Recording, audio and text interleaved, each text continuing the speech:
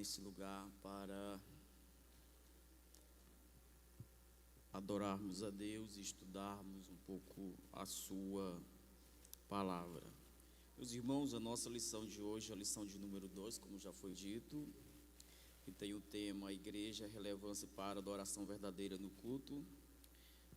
E essa lição, ela tem pelo menos 3 objetivos. O primeiro objetivo da nossa lição é priorizar a adoração individual e coletiva a Deus, destacar que somente Deus é digno de adoração e mostrar que Deus busca verdadeiros adoradores. Então é exatamente isso que nós iremos estudar esta manhã. O ponto 1, irmãos. Ponto 1 diz assim: culto é relevante porque ele é bíblico. O culto é relevante porque ele é bíblico. Então, o que é um culto bíblico? É exatamente isso que nós iremos estudar. O culto é relevante porque ele é bíblico. A princípio, o comentarista usa um texto de João capítulo 4, a partir do versículo 23, que fala do encontro de Jesus com aquela mulher samaritana. Amém, irmãos? E ele diz assim, ponto 1, ao afirmar que Deus procura verdadeiros adoradores, Jesus nos ensinou que a adoração verdadeira é mais uma questão de essência do que formalidades. Assim entendemos que a adoração envolve não apenas o lugar formal onde nos reunimos para cultuar a Deus, mas tudo o que fazemos em nossas vidas. Então ele coloca o texto de João capítulo 4, que é o encontro de Jesus com a mulher samaritana, onde Jesus tem aquela conversa com ela. Todos nós sabemos, até então o pastor Jazão pregou terça-feira sobre a mulher samaritana. Então, todos nós sabemos que aquela mulher, ela faz uma pergunta a Jesus, dizendo aonde é que se deveria adorar, qual era o lugar verdadeiro que se deveria adorar, no monte ou no templo, uma vez que os samaritanos adoravam no monte Gerizim e os judeus adoravam no templo. Então ela estava preocupada em saber qual era o lugar verdadeiro, o lugar correto aonde se devia adorar. E a resposta de Jesus, é bastante relevante, importante para nós entendermos. E a resposta de Jesus, ela mostra para aquela mulher que o que é crucial não é nem tanto o lugar, mas como e a quem nós adoramos. Jesus tira o foco da mulher de onde e leva ela para aquilo que é crucial: como adoramos e a quem adoramos. Então Jesus tenta mostrar para aquela mulher que como nós adoramos e a quem nós adoramos é o que é mais importante, e é o que ela não sabia, uma vez que os samaritanos adotaram somente os 5 primeiros livros da Bíblia, chamados o Pentateuco, e desprezaram o restante do Antigo Testamento. Eles tinham um conhecimento incompleto, deficiente a respeito de Deus.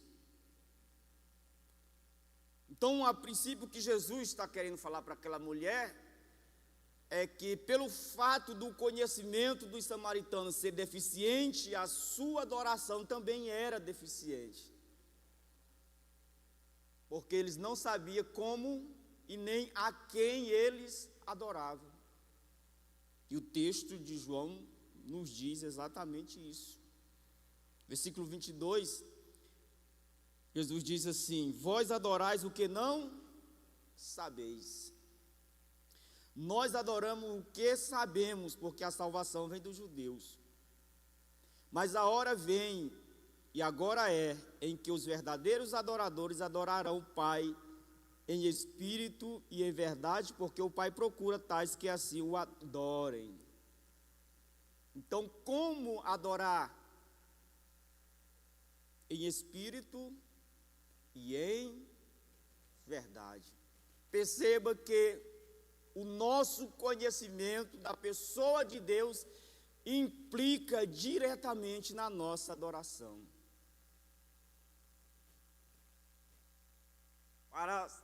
Para que haja uma verdadeira adoração, precisa ter um verdadeiro conhecimento da pessoa de Deus.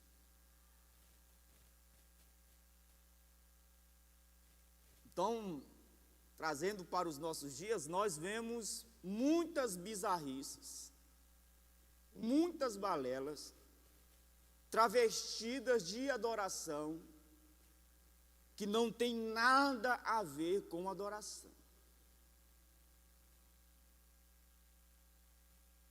Sinceramente, a impressão que eu tenho, às vezes, de ver algumas bizarrices em alguns cultos, em algumas adorações, é que essa adoração está mais para uma adoração de um Deus estranho do que o Deus verdadeiro da Bíblia. E às vezes as pessoas, para querer justificar essas coisas antibíblicas, eles usam uma frase dizendo: só quem é espiritual entende esse mistério. Tem culto que está mais para adoração a Baal do que adoração para o nosso Deus, para o Deus bíblico. Então, Jesus, a princípio, está querendo ensinar para aquela mulher que como nós adoramos e a quem nós adoramos é mais importante do que o lugar. Porque o Pai procura os que adoram em espírito e em verdade. Para ver adoração em verdade, precisa ter conhecimento da pessoa de Deus. E para ver adoração em verdade, precisa que os que adoram em espírito. Jesus havia dito para Nicodemos que aqueles que são nascidos do Espírito é Espírito. Parece redundante o que Jesus está dizendo. Os que são nascidos do Espírito são Espírito. Mas todo homem tem um Espírito. Mas o que Jesus está ensinando é que o fato do homem ter o Espírito não quer dizer que esse Espírito tem vida, tem vigor. Foi nascido de novo. Então, o Espírito do homem só pode oferecer uma adoração verdadeira a Deus quando ele é nascido de novo ou vivificado pelo Espírito Santo de Deus. Porque enquanto o homem não tem um encontro com Deus, enquanto o homem não é nascido de novo, esse espírito, os seus sentidos, as suas emoções estão mortas. E quando esse homem nasce de novo, o seu espírito é vivificado, nascido de novo, pelo Espírito Santo de Deus. Aí ele pode oferecer uma adoração verdadeira a Deus. Em verdade e em espírito. O espírito vivificado.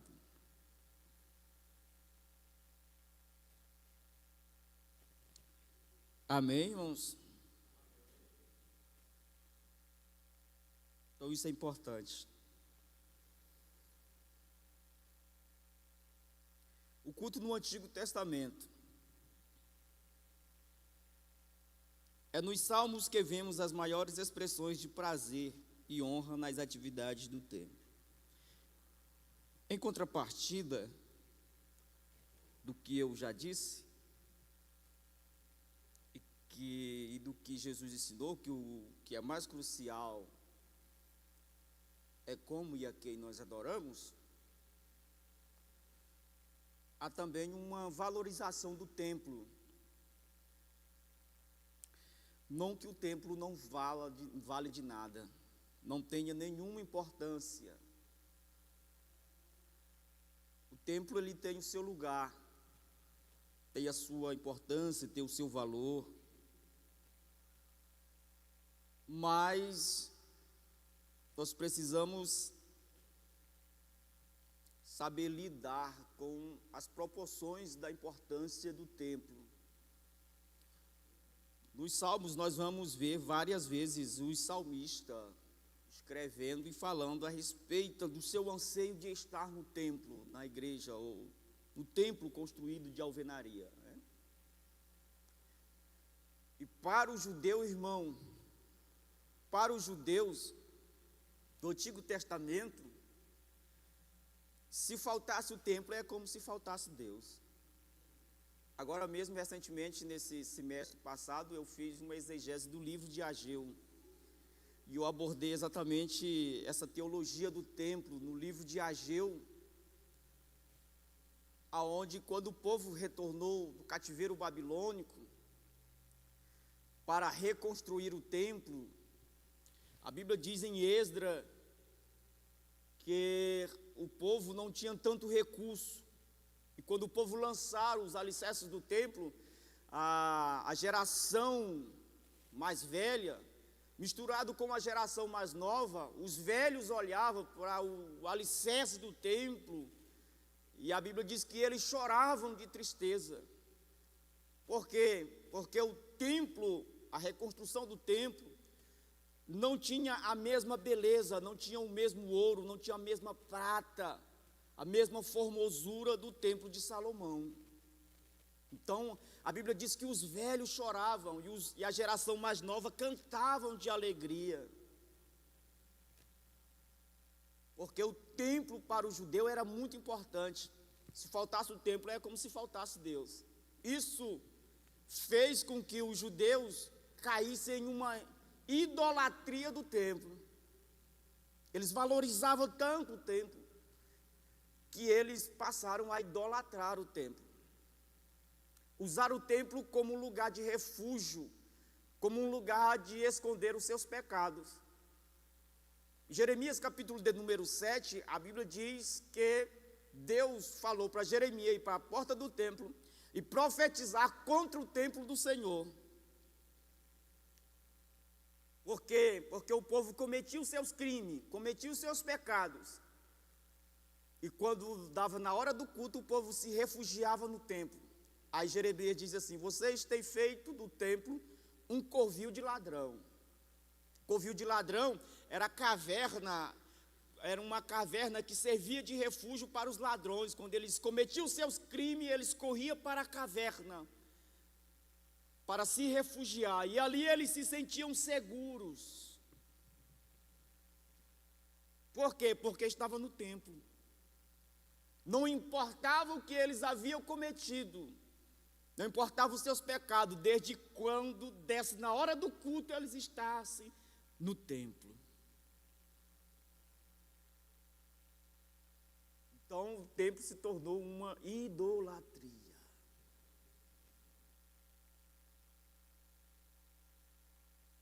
E às vezes na nossa vida também é assim. Nós cometemos os nossos pecados, mas desde que nós estejamos no templo, o templo nos dá uma falsa segurança que nós somos salvos.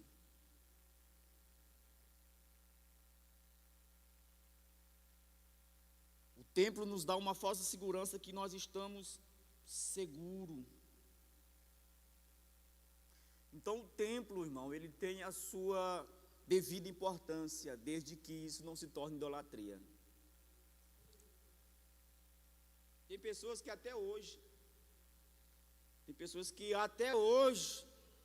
acham que o altar é santo. Isso aqui, a alvenaria, o lugar que a gente pisa. Tem gente que diz assim, é porque o altar é santo. E aí embaixo não é santo não, irmão?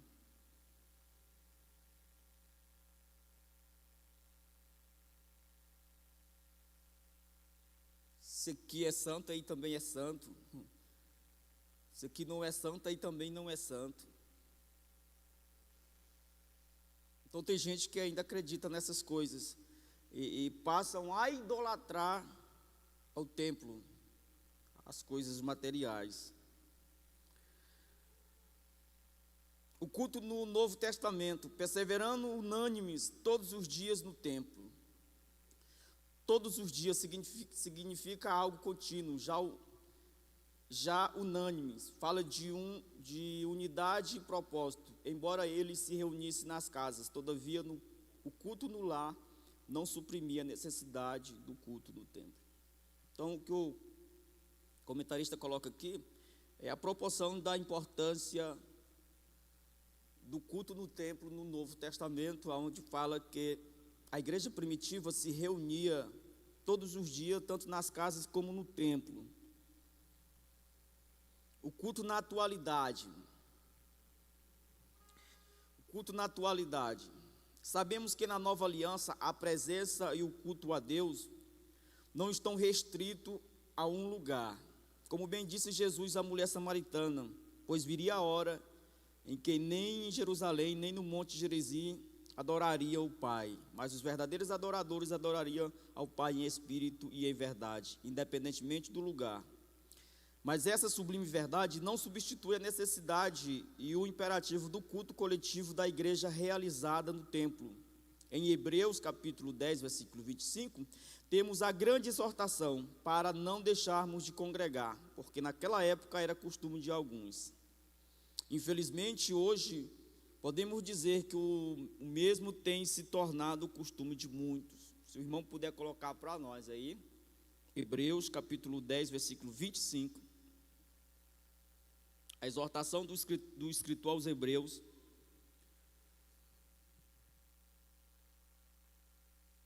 Para a importância de se congregar no templo, de cultuar no templo.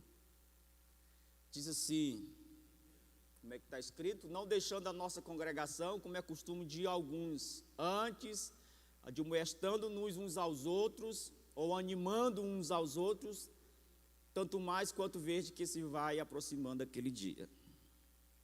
Então, a adoração no templo, ela tem a sua devida importância. É aonde a igreja se reúne, é o lugar de comunhão. Mas esse fenômeno dos desigrejados não começou hoje. Já nos primeiros séculos da igreja já havia pessoas que abandonavam as suas congregações.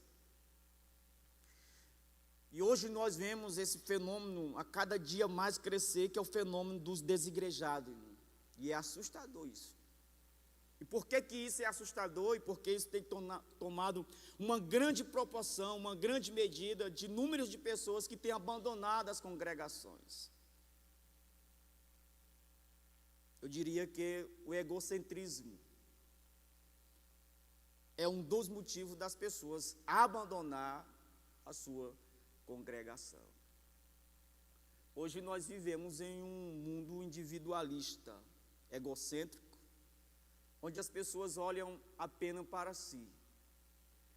E tem a frase que é muito usada, né, que é a frase do amor próprio, onde você tem que amar a si mesmo, e olhar para você, supervalorizar você, que é uma frase diabólica. Tem até um escritor que diz que, parafraseando, ou interpretando a frase de João, que ele diz que Deus é amor, o diabo também é, mas o amor do diabo é o amor próprio, né? Então nós vivemos um tempo de egocentrismo, onde as pessoas olham apenas para si, um tempo de narcisismo, onde as pessoas adoram a sua própria imagem. E com isso as pessoas não conseguem se relacionar, amar as outras pessoas, porque a pessoa é tão egocêntrica que não tem tempo de amar, de ter comunhão com as outras pessoas. Então o egocentrismo afasta as pessoas de congregar, de estar na igreja, porque as pessoas olham apenas para si, não conseguem lidar com as indiferenças dos irmãos. Tem gente que tem dificuldade de lidar com as indiferenças dos irmãos.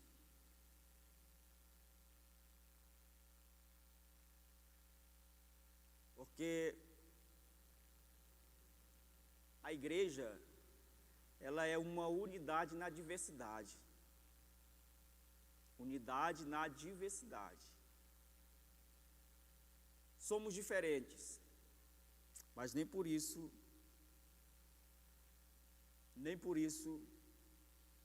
nós não devemos ter unidade. Todas as pessoas aqui têm um pensamento diferente. E às vezes, por essas pessoas não saber lidar com as indiferenças dos irmãos, elas abandonam a congregação. Porque a igreja, irmão, a igreja, ela humilha o nosso ego.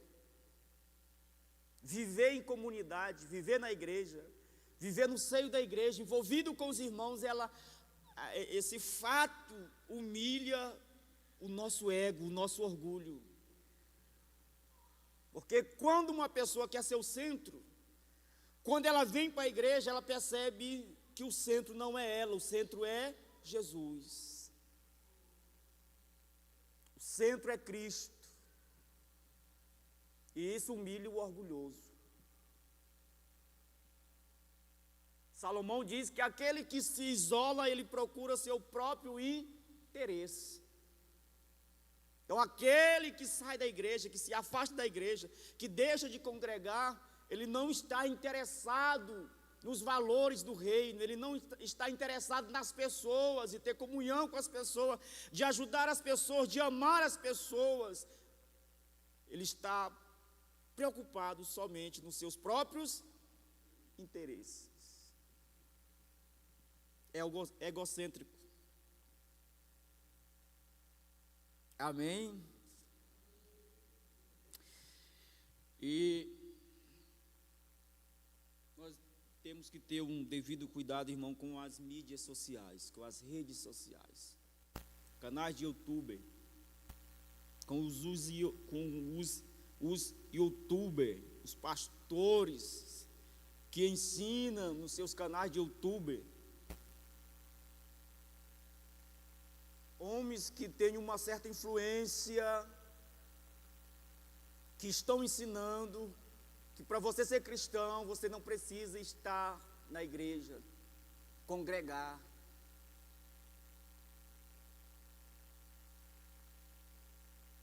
Muitas pessoas têm ensinado isso nas mídias sociais.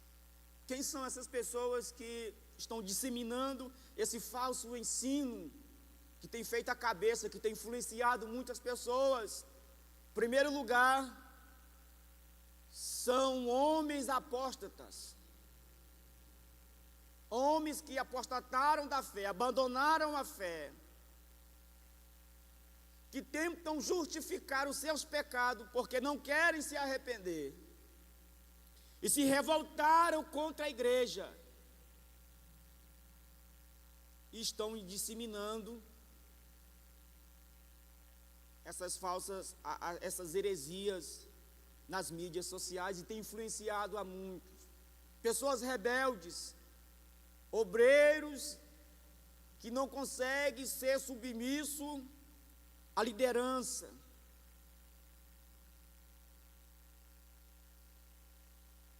Essas pessoas têm influenciado muitos, têm tirado muitas pessoas da igreja. Quando ele encontra um crente magoado, rancoroso, cheio de ressentimento, isso aí é uma presa fácil para eles.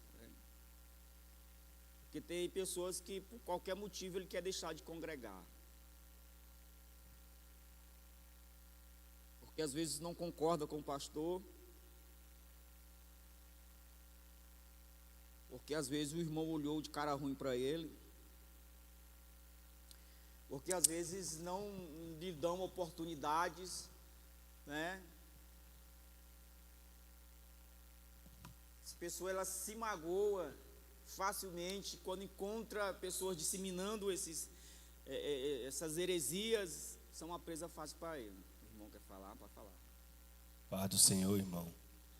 O interessante é falar a respeito das pessoas que são apóstatas da fé, que a maioria deles prega a respeito do dízimo e oferta, né? Ele diz assim: você não precisa ir à igreja, congregar, porque os pastores são todos mercenários, eles te obrigam e cobram diariamente oferta, dízimos, e eles só enricam, né? Vários deles, dizendo a maioria deles, que são apóstolos da fé, que não querem que as pessoas congregam, mas porém eles deixam uma chave Pix e diz assim: você que está assistindo, inscreve no meu canal, tem uma chave Pix para que você possa ajudar o canal a crescer e levar esse conteúdo a outras pessoas. Se você olhar por trás da vida deles ali do canal no YouTube, os caras, além de ganhar dinheiro no YouTube, eles ganham dinheiro também das pessoas que fazem o Pix na conta particulares deles. E são todos, dizendo assim, mais ricos do que os próprios pastores, que eles situam mercenários. Verdade. Agora mesmo, recentemente, o culto é relevante pela comunhão com Deus. No Salmo 27, Davi expressa seu desejo de morar todos os dias na casa do Senhor. Mas com qual objetivo? Ele responde: a fim de contemplar a formosura do Senhor. Então o culto no templo tem a sua devida importância, irmão. Eu lembro de um relato bíblico que fala que Davi, quando ele está fugindo de Saul, ele vai buscar refúgio no tabernáculo, que era um modelo de templo. E a Bíblia diz que no templo o sacerdote deu para ele pão e arma para ele lutar. Ele estava com fome com os seus homens e ele vai para o tabernáculo. Chegando no tabernáculo, ele pediu alguma coisa para comer e o sacerdote deu pão para ele, pão sagrado. E quando ele está saindo, ele diz assim: não tem nenhuma arma aí para que eu possa lutar. E o sacerdote disse: aqui tem só uma. Qual é? A espada de Golias. Ele diz assim: então me dá ela. Então é importante estar no templo, porque aqui no templo nós temos que encontrar pelo menos duas coisas: pão e espada. Pão e arma para nós lutarmos as nossas guerras. Em vez que a gente chega aqui desanimado, em vez que a gente chega aqui do trabalho cansado, irmão, fadigado, mas nós saímos daqui alimentado com o pão da palavra e munido de armas para lutar as nossas lutas diárias. Amém, irmãos? Então o templo tem a sua devida importância, porque no templo nós encontramos comunhão com Deus. No templo nós encontramos comunhão com os irmãos. 2.2 diz assim: a Bíblia resume a vida da igreja primitiva em termos de comunhão com a seguinte expressão: estavam juntos e tinham tudo em comum. A igreja primitiva é exemplo vivo da comunhão entre os irmãos. A Bíblia diz que eles sempre estavam juntos. O resultado da comunhão. Gente precisa de Deus, mas gente também precisa de gente. Nós precisamos um dos outros. Não dá, irmão, para caminhar sozinho. Não dá para ser cristão sozinho. A Bíblia diz que é melhor ser dois do que? É melhor ser dois do que? Porque se um cair, o outro...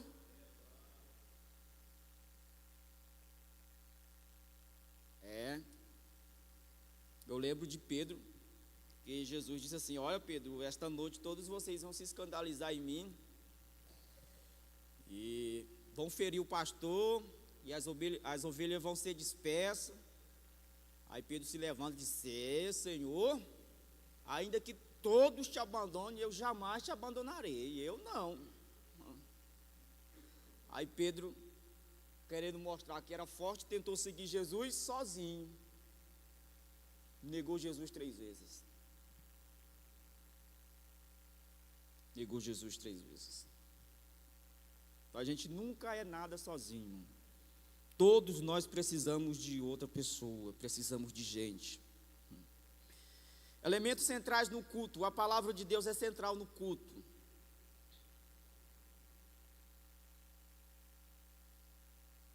A palavra de Deus é essencial à vida cristã.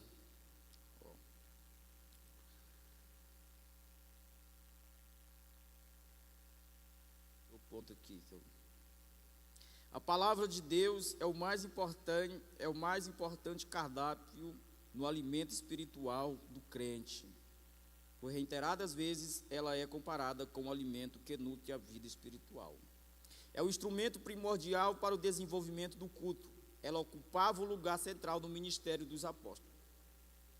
Então a palavra de Deus, ela é o elemento central no culto. Ou, se não é, deveria ser, né? De vez em quando eu prego. De vez em quando eu saio para pregar em algumas igrejas. A realidade que eu vejo não é essa. Infelizmente, eu falo isso com pesar no coração. A realidade que eu vejo não é essa. A última vez que eu saí para pregar, domingo, tem uns 2 domingos atrás, o culto começava às 7 horas, eu cheguei às 7 horas e tive a oportunidade, praticamente para a igreja inteira, até 8h25. Aí passaram para mim pregar e o pastor disse assim, falou assim no meu ouvido, não era ele que estava dirigindo o culto? Ele falou assim no meu ouvido: você me entrega 15 para as 9. Eu digo: ok, pastor. O pastor não tem nada a ver, porque não era ele que estava dirigindo o culto, né? E ele precisava desse tempo para terminar o culto, dar alguns avisos. Culpada de quem estava dirigindo o culto. Eu nunca me vi tão apertado para pregar como dessa vez, viu? Ainda que ultimamente eu tenho tomado uma certa coragem. De quando não há tempo para pregar, eu faço uma oração e devolvo o microfone, né? Ainda que Deus não esteja limitado ao tempo, mas eu vejo que é necessário às vezes você fazer isso, para ver se as pessoas se tocam, se mancam, né? Então, irmão, a palavra de Deus é central no culto. Se não é, ela deve ser, né? Eu acredito que deve ter um tempo relevante, um tempo apropriado para que o pregador possa pregar. Se você vê que o pregador não tem tanta desenvoltura, habilidade, né? Ou não é tão acostumado a pregar, e se você vê que o tempo é grande demais, você pode reduzir o tempo. E para os pregadores também, não é pelo fato das vezes as pessoas dão 1 hora para a gente pregar, que a gente vai pregar 1 hora, né? Então, acho que deve ter esse equilíbrio no nosso meio. A palavra de Deus é central no culto. Uma coisa que eu gostaria de falar também, se a palavra de Deus é central no culto, e o culto ele é composto também de louvores, eu acho que a gente deve prestar atenção nos nossos louvores, se os louvores que são cantados no nosso meio, ou aonde a gente vai, né? Aqui na nossa igreja tem esse devido cuidado, né? Dos louvores, do grupo de louvor, passar primeiramente para o pastor, e o pastor faz essa observação. Isso é louvado. Mas a gente precisa tomar esse cuidado e observar se os nossos louvores estão pautados na palavra, irmão. Se as composições dos cantores estão pautados na palavra de Deus. Porque nós vivemos uma crise hoje de composições, de hinos, aonde as composições são antropocêntricas, ou seja, o homem está no centro.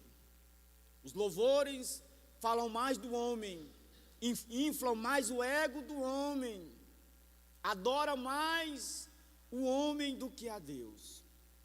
E se a palavra de Deus é central no culto, os nossos louvores devem ser pautados também na palavra de Deus.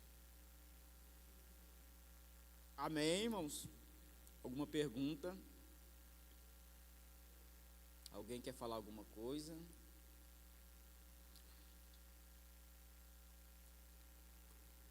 A igreja primitiva se ocupava no ministério dos... A palavra de Deus ocupava lugar central do ministério dos apóstolos. Capítulo 6, versículo 2 ao 4, fala daquela questão das viúvas, que as viúvas estavam sem assistência, e os apóstolos ali reúnem e elegem 7 diáconos para cuidar das viúvas, e eles dizem assim: não é lícito que nós deixemos a palavra, o ministério da palavra e a oração, para nós cuidarmos da mesa, né? Então, os apóstolos, eles estavam ocupados, a palavra de Deus tinha um lugar central na vida da igreja primitiva. O efeito da oração coletiva é perseverando em oração coletiva que o Espírito Santo se manifesta coletivamente. Se queremos ver e participar das manifestações do Espírito Santo na igreja, deveremos orar coletivamente. Isso é importante. Acho que dá tempo de eu ler o texto aqui rapidinho com os irmãos. Efésios capítulo 5, versículo 18. E aí eu vou resumir o ponto 3.2 e o 3.3, que fala do valor da adoração coletiva, né?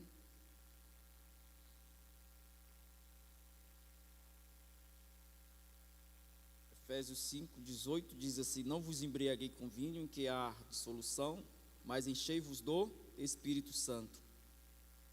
Aqui nós temos uma definição do que é uma pessoa cheia do Espírito Santo. Porque às vezes nós achamos que ser cheio do Espírito Santo é somente quando nós estamos com o microfone na mão e nós falamos uma meia dúzia de língua estranha, ou quando nós estamos cantando, nós sentimos aquela presença de Deus, e às vezes as pessoas olham para a gente, pelo fato da pessoa estar pregando na unção, a pessoa define essa pessoa como uma pessoa que é cheia do Espírito Santo. Mas não podemos reduzir a definição de uma pessoa cheia do Espírito Santo pelo fato dele estar pregando ou estar louvando com o microfone na mão. Olha o que a Bíblia diz, irmão, em Efésios capítulo 5, 18. Não vos embriaguei com vinho em que há dissolução, mas enchei-vos do Espírito Santo, falando entre vós em salmos, falando entre vós em salmos, hinos, cânticos espirituais, cantando e salmodiando ao Senhor no vosso coração, dando sempre graça por tudo ao nosso Deus e Pai, em nome do nosso Senhor Jesus Cristo, sujeitando-vos uns aos outros no temor de Deus. Então, ser cheio do Espírito Santo, para Paulo aqui, É a pessoa que coletivamente ou independentemente se ele está fazendo uso de um microfone ou não, quando ele está no meio da igreja ou no meio juntamente com os irmãos, independentemente do lugar, ele tem salmo, tem hino, cânticos espirituais. Se é uma pessoa que sempre dá graça, é uma pessoa que sujeita uns aos outros. Então, sujeitar uns aos outros é uma manifestação de uma pessoa que é cheia do Espírito Santo. Quando nós se sujeitamos uns aos outros. 1 Coríntios capítulo 14, versículo 26, coloca aqui para nós encerrarmos, irmão. A importância da adoração coletiva.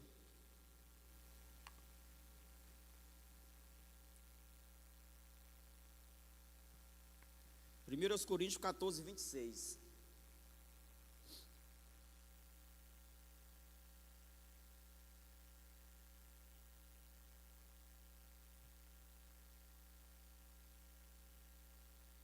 Olha o que diz. Que fareis, pois, irmãos? Quando vos ajuntais, cada um de vós tem salmo, tem doutrina, tem, faça-se tudo para a edificação. Irmãos, uma forma de sermos espirituais e manifestar a nossa espiritualidade não é isoladamente, é coletivamente.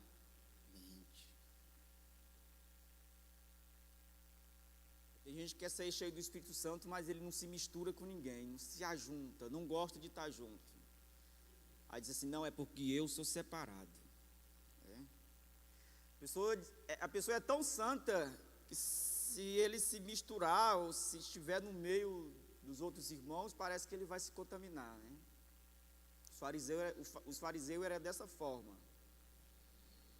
Mas Paulo está dizendo que uma forma de se manifestar a nossa espiritualidade é quando nós estamos juntos, reunidos, e cada um tem salmo, outro tem doutrina, outro tem revelação, outro tem língua, outro tem interpretação, e faça-se tudo para a edificação do Senhor.